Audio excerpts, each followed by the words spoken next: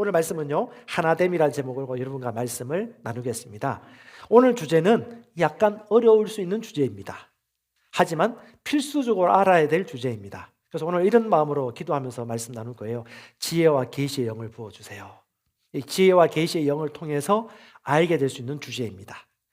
안다고 하시는 분들은 이걸 아신다라면 반드시 삶이 변해요. 아주 핵심적인 주제입니다. 신약의 핵심입니다.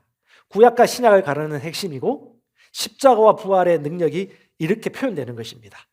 하나됨에 대해서 여러분 아셔야 돼요. 하나됨은 다른 말로 동일시라고도 합니다. 동일시, 동일. 한자 제가 오늘 쓰진 않았는데요.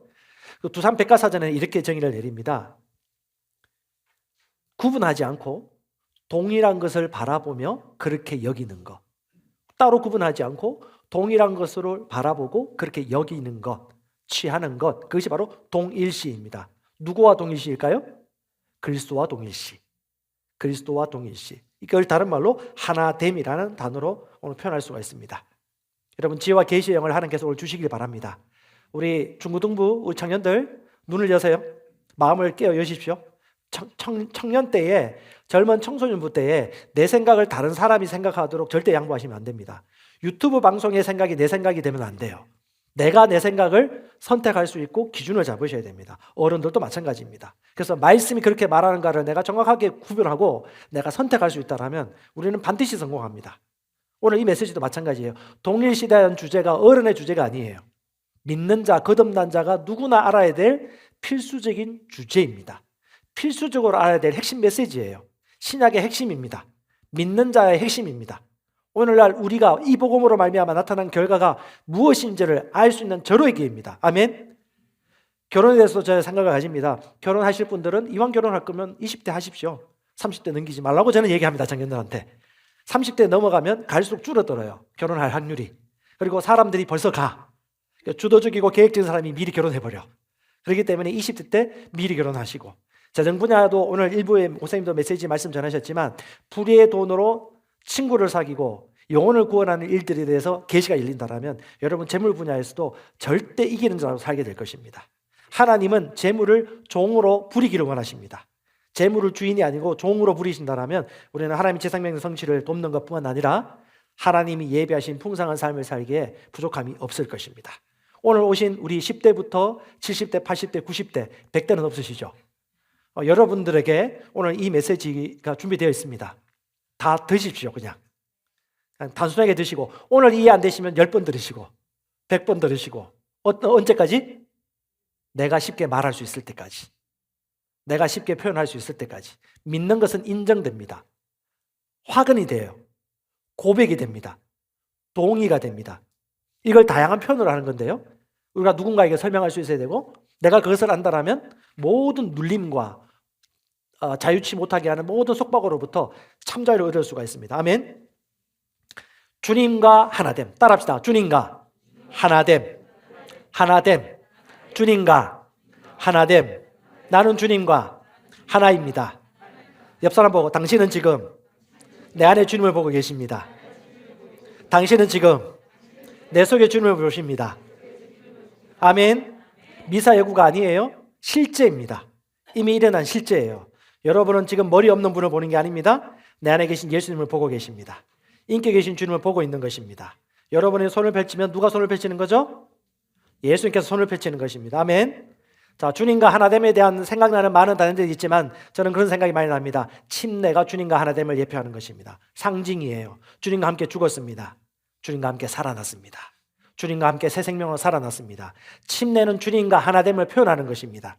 신약의 핵심입니다. 성찬도 주님과 하나됨을 표현하는 것입니다. 주님의 살, 주님의 빵에 같이 참여하여 같이 먹는 것인데 배탈나지 않아요. 하나이기 때문에. 그분의 살에 참여해서 한 몸이기 때문에 하나입니다. 이질감이 없어요.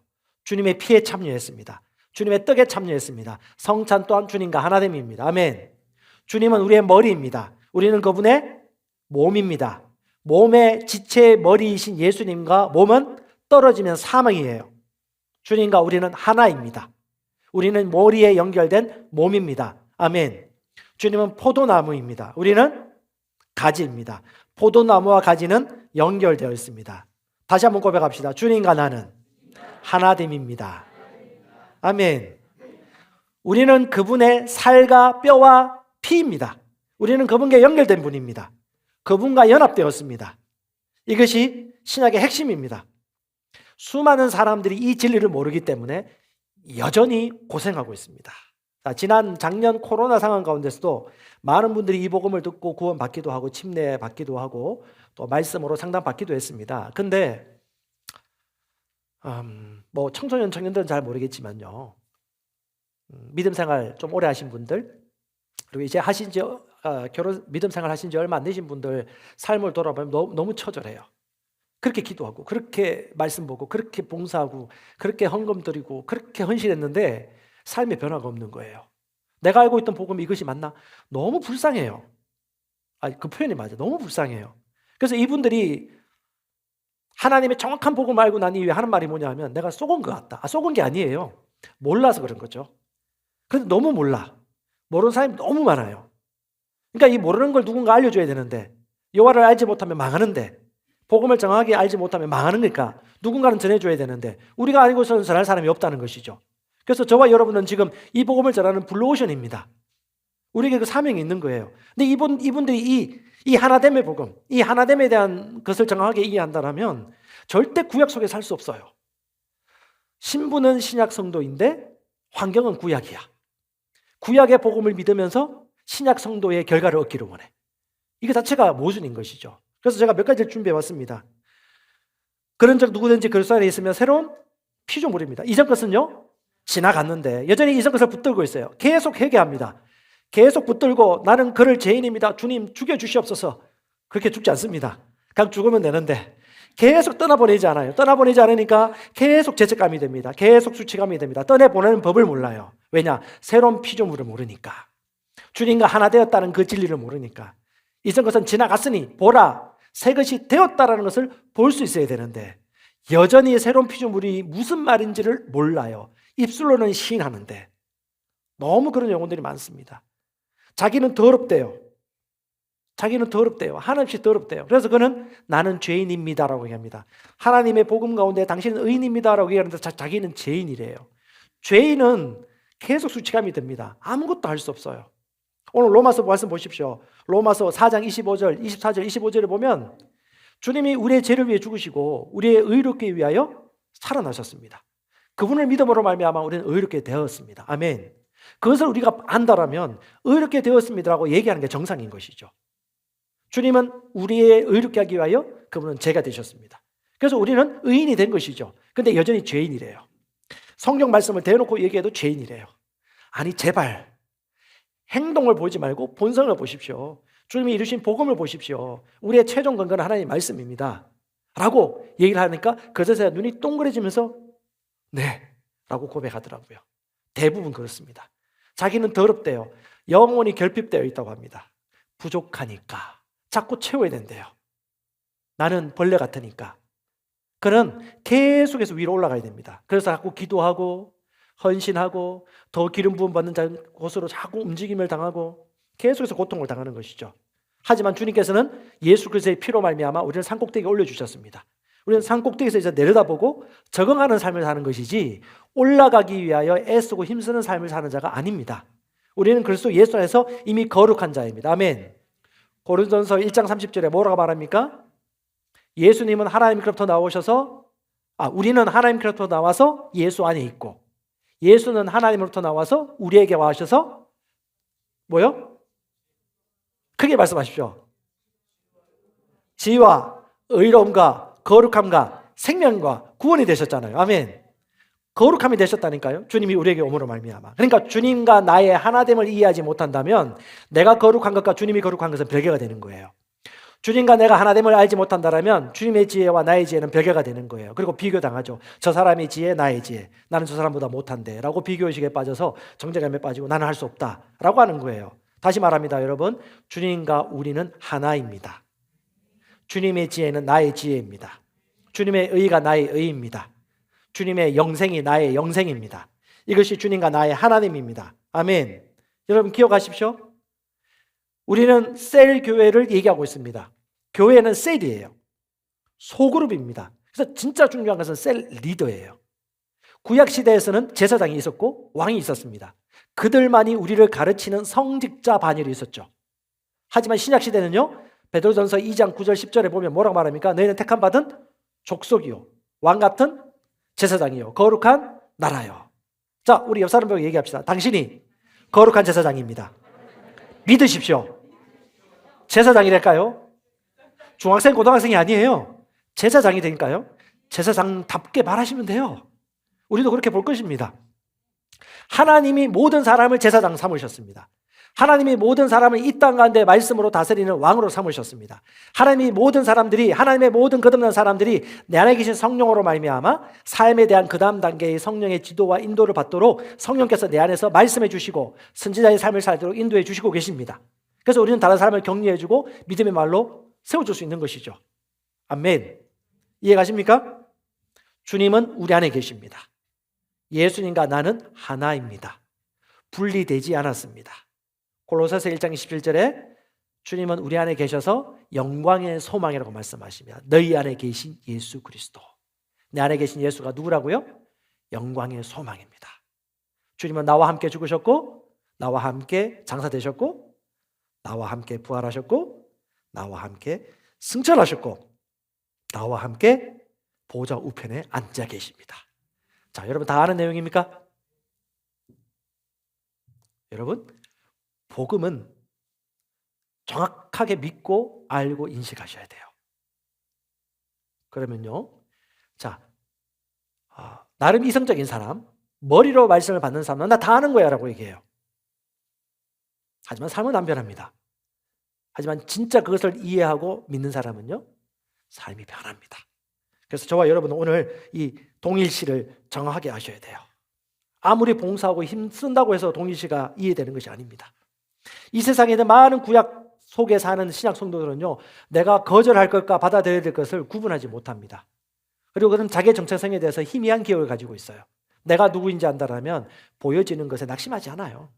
지금 경제 위기죠. 작년에 코로나 상황 처하면서 얼마나 많은 자영업자들이 힘들었습니까? 근데 그때 여러분 믿음이 위기예요. 보여지는 걸 믿을래? 보이지 않는 것을 인식할래? 그걸 확언할래? 이것을 확언할래? 여러분, 그때 믿음이에요.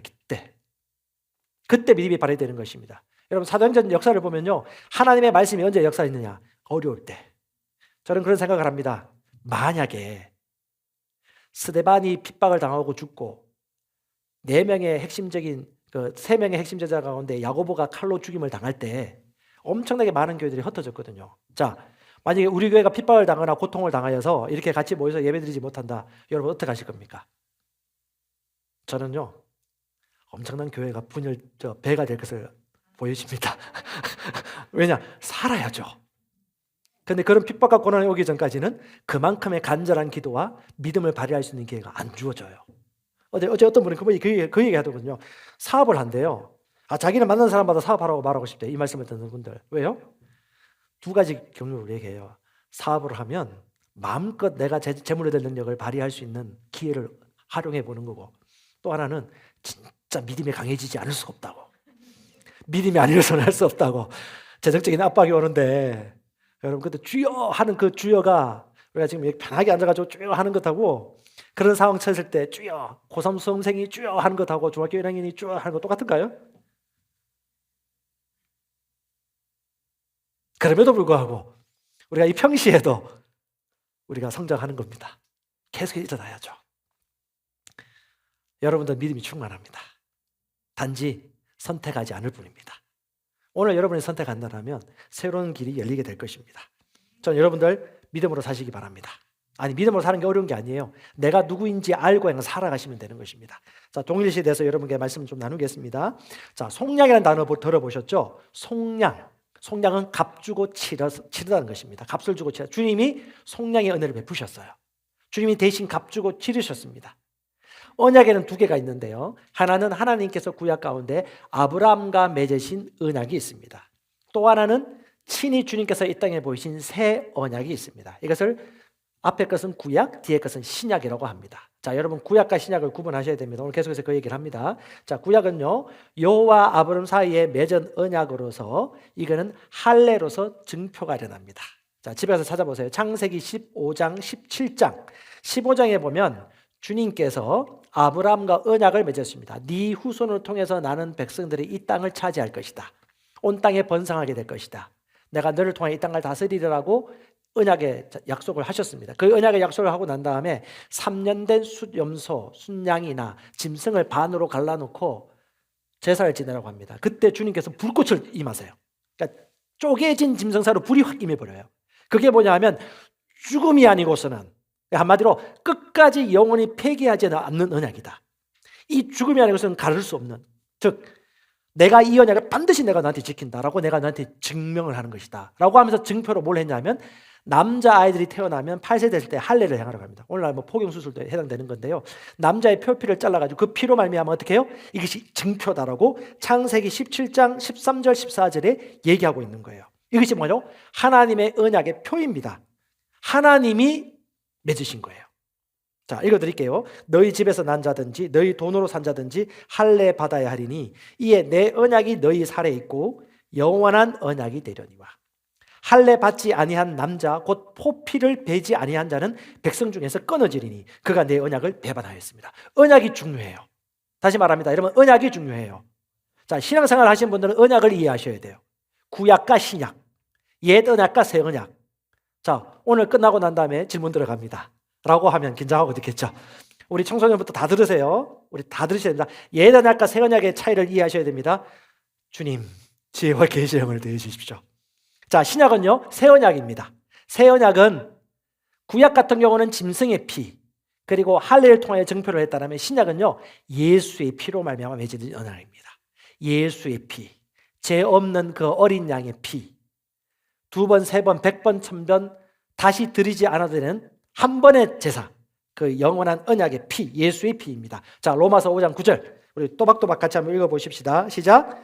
그러면 이제 우리가 그의 피로 말미암아 의롭다 하심을 받았으니 더욱 그로 말미암아 진노하심에서 구원을 받을 것이니. 그의 피로 말미암아, 그의 피로 말미암아 의롭다 하심을 얻었으니. 아멘. 자, 죄인이라고 말하지 마십시오. 죄인이라고 말하지 마십시오. 의가 되었습니다. 의롭게 된 자입니다. 하나님의 의가 이루어졌습니다. 고린도후서 5장 21절도 마찬가지고, 로마서 4장 25절과 5장 1절도 마찬가지고, 주님의 죄가 되심으로 말미암아 하나님이 불경건하게 저주가 되심으로 말미암아 하나님 우리를 의롭게 하셨습니다. 그러므로 말미암아 우리는 하나님의 의입니다고 얘기하는 것은 겸손입니다. 지극한 겸손입니다. 지극한 믿음의 고백이죠. 그래서 여러분은 하나님이 의롭다고 하셨기 때문에 나는 하나님의 의입니다라고 얘기하는 것이 많아져야 돼요. 너무 쉬워야 되는 것입니다. 하나님이 우리를 위해 무엇을 하셨는지, 하나님께서 예수를 통하여서 어떤 일을 이루셨는지, 그게 복음이라는 것이죠. 어떤 일을 이루셨습니까? 나를 위해 죽었다 살아나셨는데요. 그렇게 말하면 반쪽이에요. 그러면 그분이 십자가에서 죽으시고 보좌 우편에 앉아서 하늘 위에 오르실 때까지 어떤 일이 벌어졌고 어떤 효과가 일어났는지, 주님이 어떤 일을 실제 행하셨는지를 우리는 정확하게 알고 묵상하고 얘기하고 나눌 수 있어야 됩니다. 그게 복음의 능력이에요. 그게 신약 성도의 마땅한 바입니다. 속량의 법적인 면은요, 주님과 내가 하나 된 법입니다. 이게 법적인 면이에요. 주님의 죽으심과 부활로 말미암아 주님과 내가 하나 되었다. 이제 법이 바깥에 있잖아요. 내 안에 있어요. 하나님이 내 밖에 있지 않아요. 예전에는 제사장이 직접 우리 대신 제사를 지내주고 선지자가 말씀을 전해줘야지 듣고 따라갔지만, 신약시대 우리는 주님이 내 안에 계시고 성령이 내 안에 계시고 하나님이 내 안에 계신 거룩한 전이기 때문에, 내 안에서 말씀하시기 때문에 내가 받아들일 수 있고 인도받을 수 있습니다. 단, 인정하는 자, 시간을 드리는 자, 듣고자 하는 자에게 말씀해 주십니다. 자, 이 자리에 앉은 모든 분들에게 들릴까요? 들릴 수는 있죠. 하지만 믿는 자, 인정하는 자들이 들을 수 있는 것입니다. 자, 여러분 거룩한 자입니까? 거룩한 자입니까? 그런데 사도 바울이 뭐라고 그랬죠? 금그릇, 은그릇, 질그릇, 나무그릇, 귀하고 천하게 쓰는 것도 있지만 자기를 깨끗하게 한 그릇을 주님이 있으시다. 주인이 있으시다. 깨끗한데 더럽게 살 수 있는 거죠. 깨끗한 그릇인데 더러운 그릇으로 생각하고 살 수도 있는 것이죠. 결국은 오늘 우리가 선택하는 것입니다. 하나님의 말씀에 근거하여서. 저와 여러분들이 그걸 아셔야 돼요. 아주 놀라운 실제적인 면을 얘기하겠습니다. 속량의 실제적인 면, 이게 실제 일어난 것입니다. 갈라디아서 2장 20절에 내가 그리스도와 함께 십자가에 못 박혔나니 그런 적 이제 내가 산 것이 아니요 오직 내 안에 그리스도께서 사는 것이라. 전치사 위드를 쓰죠. 주님과 함께 뭐 했습니까? 십자가에 못 박혔습니다. 그때 여러분과 저는 십자가에 못 박혔습니다. 77년생이라도 못 박혔습니다. 2006년생도 못 박혔습니다. 1931년생도 못 박혔어요. 우리가 이것을 믿는 것입니다. 실제예요. 에베소서 2장 4절 긍휼이 풍성하신 하나님이 우리를 사랑하신 그 큰 사랑을 인하여 허물로 죽은 우리를 그리스도와 함께, 위드란다는 소리도 함께 살리셨고 함께 일으키시고 함께 하늘에 앉히셨으니, 아멘. 함께 일으키셨고 함께 하늘에 앉히셨으니, 함께 일으키셨고 함께 하늘에 앉히셨으니, 이게 실제입니다. 우리는 그분과 실제 죽었습니다. 실제 부활했습니다. 실제 살아났고 실제 보좌 우편에 앉아 있습니다. 좀 더 쉽게 풀어서 설명하겠습니다. 속량의 실제적인 면을 여러분 생각하십시오. 주님은 우리를 주님의 의와 우리가 하나 되게 하기 위하여, 뭐라고요? 주님의 의와 하나 되게 하기 위하여 주님은 죄와 하나 되셨습니다. 주님은 우리를 거룩하게 하기 위하여 주님은 낮아지셨습니다. 주님은 우리를 강하게 하기 위하여 그는 약해지셨습니다. 아멘. 그는 우리를 의롭게 하기 위하여 죄가 되셨습니다. 그는 우리를 영생과 연합하도록 하나 되게 하기 위하여 그는 죽음과 하나 되었습니다. 사망 안에서 하나가 되셨습니다. 이것이 하나됨이에요. 주님은 우리를 부욕해 하기 위하여 가난해지셨습니다. 주님은 우리를 강하게 하기 위하여 약해지셨습니다. 십자가에서 뭐가 되셨죠? 죄와 하나가 되셨습니다. 십자가에서 저주가 하나 되셨어요. 왜요? 우리가 주님과 함께 보좌 우편에 앉은 영광과 하나가 되기 위하여. 그래서 그는 이 과정을 거치셔야 되는 것이죠. 자, 가나안 땅에서 애굽에서 탈출하는 것이 목적이 아니죠. 애굽에서 탈출하셨으면 어디로 가야 되죠? 가나안 땅에 입성해야 되겠죠. 주님은 그것을 위하여 이것들을 행하신 것입니다. 그래서 우리는 여기서 머물리시면 안 되는 거예요. 복음의 능력, 복음의 결과를 여러분 붙잡으셔야 됩니다. 저는 이 말씀을 읽다가 주님께서 정확하게 우리에게 그 말씀을 이렇게 표현해 주셨어요. 이사야 53장 5절입니다. 그가 찔림은 우리 허물 때문이요 그가 상함은 우리의 죄 때문이라. 그가 징계를 받음으로 평화를 누리고 그가 채찍에 맞음으로 고침을 받았도다. 채찍에 맞음으로 나음을 입었도다. 채찍에 맞음으로 나음을 입었도다. 징계를 받음으로 평화로워졌도다. 이것이 실제입니다. 이것을 믿는 것입니다. 주님과 우리는 하나입니다. 연합하였습니다. 여러분 보통 사람이 아니에요. 이 속량의 실제적인 면을 우리가 안다라면 그냥 살 수 없어요. 우리를 의롭게 하기 위하여 죄가 되셨고, 우리를 강하게 하기 위하여 약해 주셨고, 우리를 부욕해 하기 위하여 가난해 주셨고, 우리에게 영생을 주시기 위하여 사망과 연합하셨고, 뭘 위하여? 바로 주님의 영광처럼 살게, 주님과 하나 되게 하기 위하여.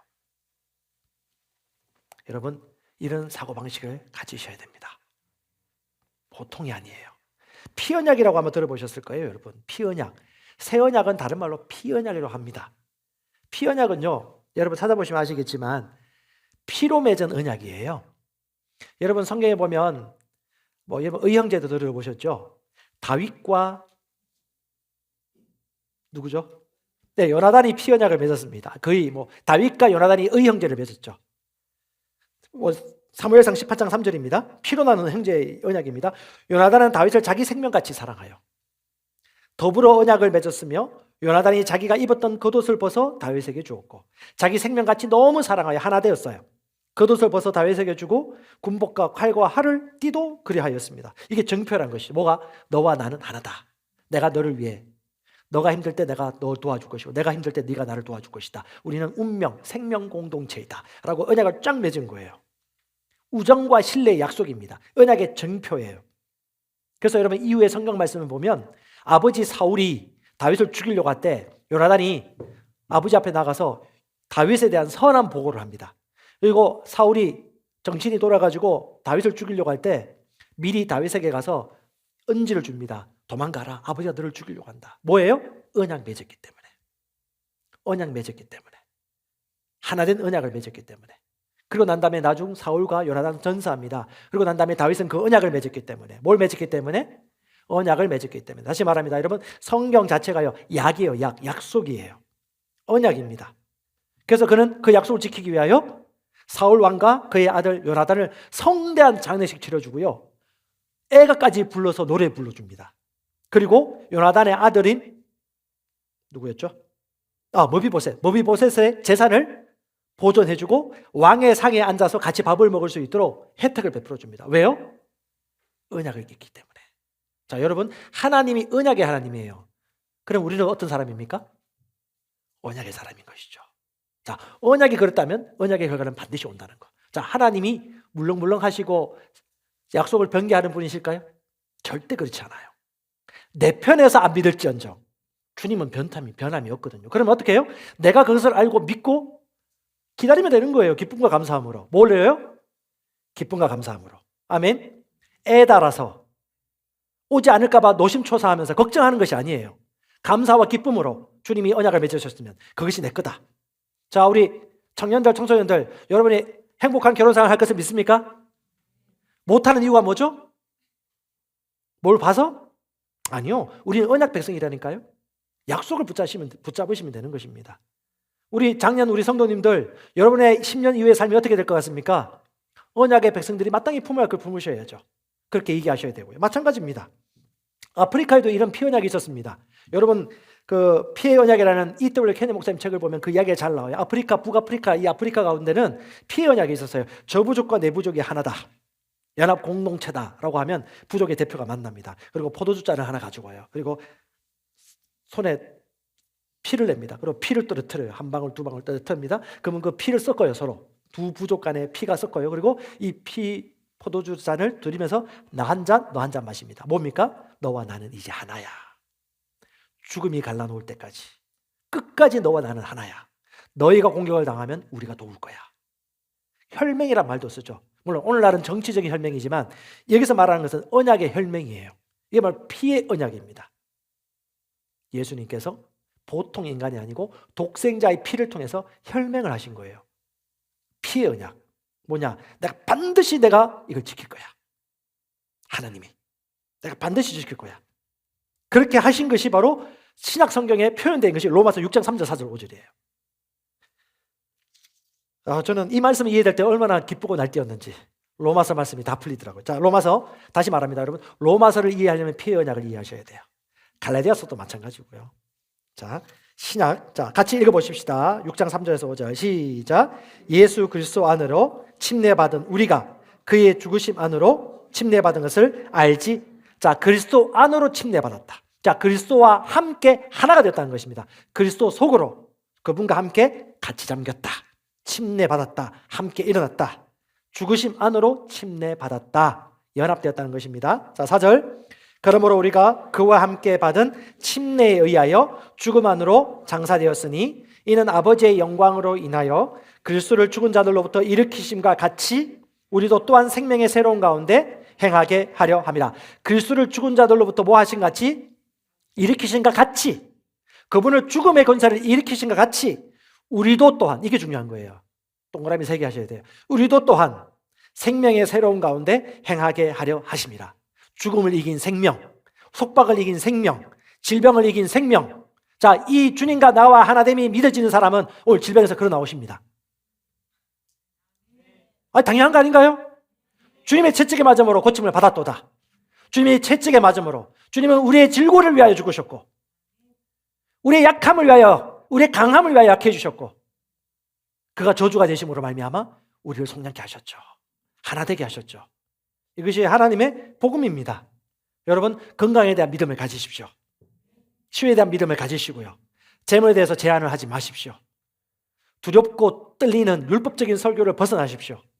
재물에 대해서는 여러분들이 믿고 받아들일 수 있는 만큼 여러분이 종으로 삼을 수 있는 것이고, 재물에 대해서 두려워하면 두려워할수록 여러분은 재물을 날마다 두려워하시면서 가난하게 살 것입니다. 그 통계가 나와 있어요. 여러분은 한국교회 성도가 아니죠. 천국 성도죠. 네, 우리는 육신으로 사람을 따라보지 않습니다. 어느 고등학교, 어느 대학교가 아니죠. 우리는 거듭난 새로운 피조물입니다. 왕이고 제사장이죠. 여러분 잘 아시는 2차 세계대전의 명장이었던 메가더 장군. 메가더 장군이 마지막 가면서 남겼던 유명한 유언인가요? 그게 명언인가요? 명언이 있죠. 노병은 죽지 않는다. 다만 사라질 뿐이다. 예. 그 메가더 전기라든가 메가더 이야기를 읽어보면요, 메가더의 부모님이 상당히 믿음이 좋은 분이셨습니다. 특별히 어머니가 그 아들에게 끊임없이 말씀을 가르치고 훈련하고 양육했어요. 그래서 이 메가더와 어머니가 끊임없이 많이 보았던 말씀 중에 하나가 요한복음 11장 25절 26절이에요. 나는 부활이요 생명이니 나를 믿는 자는 죽어도 살겠고 무릇 살아서 나를 믿는 자는 영원히 죽지 않으리라. 영원히 사라질 수 없지. 나는 누구기에? 거듭난 자이기 때문에. 노병은 죽지 않는다. 사라질 뿐이다. 뭘 얘기하는 거예요? 천국에 입성한다. 그리고 그런 얘기했습니다. 독일군 1000명이 나를 둘러진치라도 나는 죽지 않을 것이다. 허풍이 아니에요. 그는 신앙 고백이었습니다. 왜요? 그는 그것을 믿었기 때문에. 여러분, 믿는 자는 자기 자신을 속일 수 없어요. 말로도 속일 수 없습니다. 자신이 믿는 것과 말하는 것이 일치할 수밖에 없어요. 우리가 아무리 사업이 안 되고 힘겨운 일이 벌어진다 하더라도 여러분의 입술을 지켜야 하는 이유가 그것입니다. 그때 결판이 나는 거예요. 왕이 무슨 말을 했지? 그때 밑에 사관원들이 다 적고 있는 거예요. 왕이시여 말씀하시옵소서. 방금 그런 말을 하셨습니까? 예, 그렇게 하겠습니다. 사업이 안 될 것 같다고요? 네, 알겠습니다. 자, 우리는 실제를 살고 있습니다. 하나님은 이론을 위해서 말씀을 주신 것이 아니에요. 삶이 되어지도록, 말씀을 성취할 수 있도록. 기독교는요, 죽음을 죽음으로 보지 않아요. 기독교는 죽음을 새로운 시작으로 봅니다. 영혼이 육체로부터 분리되는 것이죠. 멋있지 않습니까? 저와 여러분들은 죽지 않습니다. 잠시 사라질 뿐이죠. 와, 따라합시다. 주님은 포도나무요, 나는 가지니 주님이 내 안에, 내가 주님 안에, 내가 주님 안에, 주님이 내 안에. 이게 실제입니다. 주님이 내 안에 있는 것이 실제이고요, 내가 주님 안에 있는 것이 실제입니다. 여러분, 믿음이에요. 우리는 그 안에 살고 있습니다. 육체 생명은 어디 있습니까? 네? 피 아니에요. 영이 있습니다. 그런 자는 어떤 일이 벌어져도 살 수 있어요. 피로 머물지 마세요. 우리는 성령으로 사는 자들입니다. 그리고 성령이 육체를 다스립니다. 우리 죽은 자 가운데 살리시니 영이 우리 안에 거하시면 우리의 죽을 육체도 주님이 살릴 수 있습니다. 그러므로 여러분들이, 저와 여러분 마찬가지입니다. 눈에 보이는 것에 집착하거나 묵상하지 말고 보이지 않는 유업에 대해서 끊임없이 묵상하시고 이것을 누리면서 살 수 있기를 바랍니다. 성령이 우리 안에 거하십니다. 영생이 우리 안에 있습니다. 지혜가 우리 안에 있습니다. 생명이 우리 안에 있습니다. 그러면요, 우리 거듭난 자들은 절대 죽을 것을 창조할 수는 없어요. 죽을 것을 생산해내서는 안 됩니다. 다시 말하면 그 죽을 것도 내가 생산해내는 거지 누가 하는 것이 아니에요. 내가 제한하는 거지 누가 제한하는 것이 아닙니다. 하나님은 여러분과 저에게 그 선택권을 주셨어요. 그래서 여러분, 하나님이 내 안에 계시고 내가 주님 안에 있는 이 그리스도에 대한 인식, 의식을 철저하게 가지시기 바랍니다. 마인드셋을 가지십시오. 그래서 오늘 제가 서두부터 얘기했죠. 어려운 주제일 수 있습니다. 하지만 중요한 주제입니다. 제가 한 번씩 그런 얘기를 들어요. 저도 그랬던 건데요. 온 지 벌써 몇 개월 된 분이에요. 근데 어느 날 갑자기 문자 와가지고 목사님 너무 감사합니다 하면서 갑자기 카카오톡으로 선물을 보내요. 목사님 너무 감사합니다. 이런 셀리들을 세워주셔서 감사하고 이렇게 내게 이 진리를 깨달을 수 있는 말씀의 사역자들과 또 이렇게 좋은 팀 리더 셀리들 주셔서 너무 감사하다고. 우리는 그냥 하는 걸 늘 하는 거예요. 근데 무슨 일이 그 중간에 벌어진 것이죠? 계시의 눈이 열린 거예요. 다윗도 그렇고 요셉도 그렇고 어릴 때부터 그들은 하나님을 경험했어요. 어리다고 놀리지 마세요. 아니, 젊은 애들한테 얘기하는 거예요. 자기를 놀리지 말라고.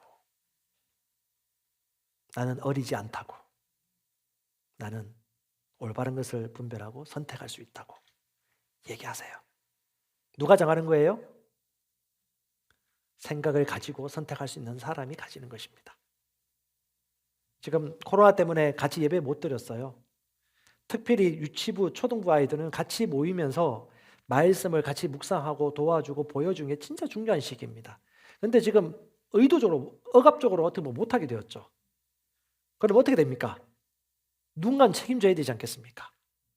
가만히 기다리면 안 되는 거예요. 죽자 사는 문제인데. 그러면요, 책임질 수 있는 부모들이 움직이든지 아니면 부모들이 눈을 불을 켜고 이 아이가 말씀으로 영적인 교제할 수 있도록 뭔가 방책을 구해야 되는 것입니다. 이게 살아있는 사람의 실제예요. 깨어 있으셔야 됩니다. 그냥 시간 흘러가도록 내버려 두셔는 안 됩니다. 오늘 새 언약도 마찬가지예요. 이 언약을 우리가 인식하셔야 됩니다. 자, 이것에 대해서 성경이 설명해 주고 있습니다. 자, 요한 1서 한번 말씀 보세요. 같이 읽어볼까요? 시작. 아들이 있는 자에게는 생명이 있고 하나님의 아들이 없는 자에게는 생명이 없느니라. 내가 하나님의 아들의 이름을 믿는 너희에게 이것을 쓰는 것은 너희로 하여금 너희에게 영생이 있음을 알게 하려 함이라. 너희에게 영생이 있음을 알게 하려 함이라. 헬라어로 에이도입니다. 인식하다, 경험하다, 알다.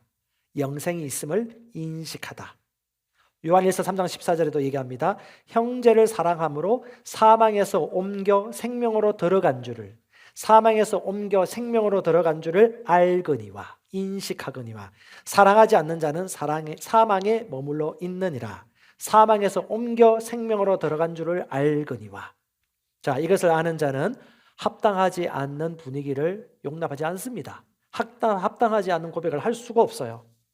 살 수밖에 없습니다. 너무너무 가장 크고 기쁜 게 뭔지 알아요? 저는 청년들도 보면 침례식이 그렇게 감동이 돼요. 침례식이 뭐라고요? 주님과 하나됨을 표현하는 것입니다. 공적으로도. 이미 거듭났지만. 그래서 저는 건강한 교회, 건강한 셀은요, 침례식이 끊이지 않습니다. 여러분, 이 복음을 가장 가까운 사랑하는 사람들에게 전하고 싶지 않을까요? 저는 목회자들이나 신학생들한테 이 복음을 전하고 목헌 있을 때마다 전했는데 왔는데 못 알아들어요. 못 알아듣겠다. 다 아는 얘기를 한다고 얘기하면서 돌아갔다가 1년 후에 다시 한번 소개를 하면 1년 후에 오더니 이게 이제 무슨 말인지 알겠다고. 그 사람 빠른 편이에요. 1년 만에 한 거는.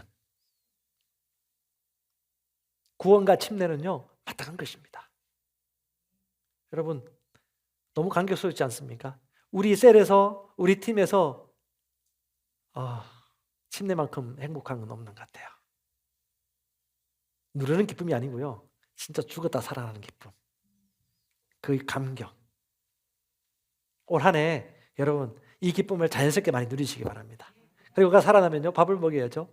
새가족 반, 양육 반. 그리고 더 훈련돼야 되죠. 재임에 가서 그 다음 어떻게 해요? 이제 나뿐 아니고 다른 사람의 일들도 돌아보는 인생을 살게 되는 것이죠. 우리 바울이 빌립보에서 얘기하듯이 나의 일뿐 아니라 다른 사람의 일들도 돌아보아 그들의 필요를 채우는 자리까지. 그래서 여러분, 행복한 셀 리더가 항상 누리는 삶은요, 침례하는 삶, 침례 베푸는 삶, 성찬을 누리는 삶, 아픈 자에게 병든 자에게 손을 얹는 삶, 그리고 말씀으로 가르치고 돌보는 삶. 이게 셀 리더가 누리는 최고의 특권입니다. 목회자가 하는 게 아니에요. 성직자가 따로 하는 게 아니에요. 누구든지 할 수 있는 것입니다. 여러분 가정집에서도 하셔야 돼요. 안 하면요, 우리가 들었던 이 비전은 그냥 탁상공론이고 흘러가 버리는 거예요. 내가 할 수 있는 것입니다. 그래서 여러분 올 한 해 가운데 여러분 안에 감동이 있다라면, 이건 절대 억지로 해서는 안 됩니다. 감동이 있다라면 침례, 성찬, 병든 자에게 손을 얹고 기도하는 것에 대해서 여러분 먼저 시도하시기 바랍니다. 우리 청소년 때부터, 청년 때부터 많이 하세요. 현장에 있을수록 여러분들은 빨리 성장합니다. 주님의 사고방식을 가지시기 바랍니다. 뭐 후생 유전학이란 말이 있어요. 그러니까 여러분 잘 아시겠지만 북아프리카나 이 아프리카에 있던 코끼리의 상아를 그렇게 밀렵꾼들이 자르다 보니까 해가 갈수록 상아 없는 코끼리가 태어납니다. 있더라도 상아가 짧아요. 그래서 뭐 의견이 분분하긴 합니다. 근데 저는 조금 더 가치를 두는 편인데 후생 유전학이라고, 이거 뭐냐면 똑똑한 그 아이들이 그걸 보고 유전자가 반응하기 시작한 거죠. 상아가 있으면 죽는다. 상아가 개발되지 말아야지. 라는 어떤 그런 후생적으로 유전적인 어떤 인식이 되어져 가지고 갈수록 상아가 태어나지 않는 것이죠. 그걸 또 반박하는 사람들은 상아 있는 코끼리만 죽어서 상아 있는 코끼리가 안 태어난 거다 이렇게 얘기하기도 하는데, 저는 좀 전자의 방식을 좀 생각하는 편입니다. 여러분, 우리가 말씀을 믿으면요, 말씀의 결과를 얻죠. 믿지 않으면요, 세포가 반응을 하지 않아요. 우리의 몸과 우리의 물과 우리 안에 있는 모든 그 DNA들이요, 우리가 믿는 바에 대해서 인식하는 것에서 반응하도록 움직이는 존재입니다. 그래도 스위치가 열리고 닫는 거죠. 그래서 여러분, 우리가 하나님의 말씀한 이 복음의 결과, 이 하나됨에 대한 것을 인식하시고 의식하셔야 돼요. 그에 따라서 우리의 모든 삶이 스위치가 열리고 닫히기도 하는 것입니다. 자, 빌립보서 2장 5절 말씀입니다. 같이 읽어볼까요? 시작. 너희 안에 이 생각을 품으라. 곧 그리스도 예수 안에 있는 생각이라. 뭐 메시지 번역본도 나와 있어요. 그리스도와 같은 사고방식을 가지십시오. 그리스도께서, 예수께서 자기 자신을 생각하셨던 방식으로 여러분도 자기 자신을 생각하십시오. 그는 그리스도 하나님 안에서 자신을 완전히 낮추셨고 그분과 함께 살아나셨고 영생 가운데 다스리는 존재라는 것을 그는 인식하셨습니다. 그래서 여러분, 항상 믿음의 전원을 켜놓고 그것을 의식하는 것이죠. 주님은 우리 안에서 살아 움직이고 계십니다. 이걸 의식하는 것이죠. 그러면요, 뇌세포와 모든 피부세포와 장기 기능들이 움직이기 시작합니다. 내 안에 계신 예수와 움직이는 것이죠. 키가 열리는 것입니다. 강건하게 걷는 것이죠. 할렐루야. 방언기도가 억지로 하는 기도가 아니죠. 우리의 고백이죠. 당연한 것이죠. 어려움이 오면 야고보서 1장 2절에도 말합니다. 내 형제들아, 너희가 여러 가지 시험을 당하거든 온전히 기쁘게 여기라. 기쁘게 여기라고요. 시험을 당하거든 온전히 기쁘게 여기라. 너희 믿음의 시련이 연단을 줄 것이고 믿음을 발휘할 수 있는 최적의 기회이다. 믿으십니까? 근데 어려울 때 생각이 안 나잖아요. 그게 뭐예요? 의식이 안 되어 있기 때문에 그렇습니다. 따라합시다. 나는 그리스도와 하나입니다. 내 안에 계신 예수 그리스도 영광의 소망입니다. 영광의 소망입니다. 주님은 내 안에서 살고 나는 주님 안에 살고 있습니다. 나는 건강합니다. 신성한 건강을 누립니다. 신성한 건강을 누립니다. 아멘. 내가 먹는 음식물도 그것에 반응하기 시작합니다. 물론 해로운 음식을 여러분 거절하셔야 됩니다. 하지만 여러분이 먹는 것 이상으로, 여러분이 취하는 것 이상으로 하나님은 더 넘치도록 채워주시고 세울 것입니다. 왜? 우리가 믿음 안에 있기 때문에, 실패할 수 없는 위치에 서 있기 때문에. 우리에게 모든 시련과 어려움은요, 승진할 수 있는 발판이 되는 것입니다. 그래서 사업하시는 분들이요, 용기를 내십시오. 발판으로 여기셔야 돼요. 그때 믿음의 스위치를 켜는 거예요. 그때 믿음의 고백을 하는 것입니다. 어떤 도전에 직면하든지 마음을 강하게 하십시오. 굳건하게 서기로. 그래서 끊임없이 하나님께서는 하나님의 지도자들에게 강하고 담대하라, 강하고 담대하라, 강하고 담대하라고 곳곳에서 신약과 구약 성경에서 계속해서 얘기해주고 있는 것입니다. 마가복음 9장 20절에 할 수 있거든이 무슨 말이냐? 믿는 자라면, 내가 믿을 수만 있다면, 네가 믿을 수만 있다면, 믿는 자에게는 모든 것이 가능하다. 네가 믿을 수만 있다면, 이게 더 정확한 표현이에요. 네가 믿을 수만 있다면 모든 것이 가능하다. 네가 믿을 수 없다라면 모든 것이 가능하지 않지. 하지만 너가 믿는다면 모든 것이 가능하다. 두려워하지 말고, 초조해하지 말고, 심곡각 삼키지 말고 강하고 담대하라. 기쁨은 선택하는 것입니다. 평강도 선택하는 것입니다. 사랑도 선택하는 것입니다. 아멘? 아멘? 하나님이 주시는 게 아니에요. 이미 주신 것을 내가 인식하고 선택하는 것입니다. 말함으로 드러내는 것입니다. 그것을 우리가 말씀하면서 행하는 거예요. 오늘 주제가 좀 어려울 수 있습니다. 하지만 중요한 원리예요. 이게 모든 분야마다 동일시의 원리가 해당되는 것입니다. 우리는 보통 사람이 아닙니다. 택함받은 족속입니다. 왕입니다. 제사장입니다. 거룩한 나라입니다. 하나님의 소유된 백성입니다. 하나님이 여러분의 마음과 생각을 지키시고 계십니다. 우리가 감사함으로 주님께 알려지고 있습니다. 그분의 우리의 마음과 생각을 지키시고 있습니다. 여러분은 이전의 그 사람이 아니에요. 자, 말씀의 결론을 내리겠습니다. 요한복음 10장 30절에는 주님께서는 이렇게 말씀하십니다. 나와 아버지는 하나이라. 동등됨이라 라고 하셨습니다. 자, 내가 하나님이라 말하는 게 아니에요. 주님은 아버지와 하나됨을 아셨습니다. 그걸 얘기하셨죠. 그리고 주님께서 요한복음 17장에 이제 겟세마네 동산에서 기도하시고 마지막 십자가에 못 박히고 그 사역을 하기 전에 주님께서 마지막 예언적으로 또한 우리에게 얘기해 주는 계시가 있습니다. 요한복음 17장 23절이에요. 나와 있죠? 같이 한번 읽어볼까요? 시작.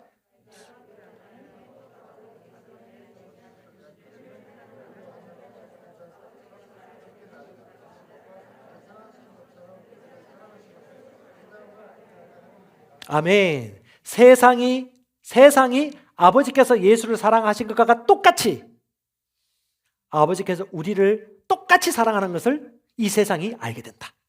놀란 계시죠? 하나님이 예수를 사랑하셨던 것처럼 하나님이 나를 사랑하는 것, 이 자리에 앉은 여러분을 사랑하는 것을 이 세상이 안다.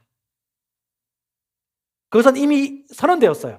저와 여러분들이 이것을 그냥 받아들이기만 한다면, 단순하게 받기만 한다면 그것의 실제는 당연히 우리의 삶에 나타납니다. 기름 부음 받은 분이 우리 안에 거하십니다. 우리 안에 그리스도께서 살아계십니다. 영광 가운데 저와 여러분은 하나님의 영광을 가지고 있습니다. 신성한 혈통입니다. 영광에 참여한 자입니다. 할렐루야. 죽음에서 걸어 나오는 겁니다. 질병에서 걸어 나오는 거죠. 요즘 제가 치유의 말씀의 책들을 읽고 말씀을 묵상하고 있는데 하나님이 너무 은혜로우신 분이세요. 주님이 이미 선물해 주셨어요. 주님께서는 아픈 자로 보지 않습니다. 건강한 자로 보십니다. 자리에서 일어나십시다.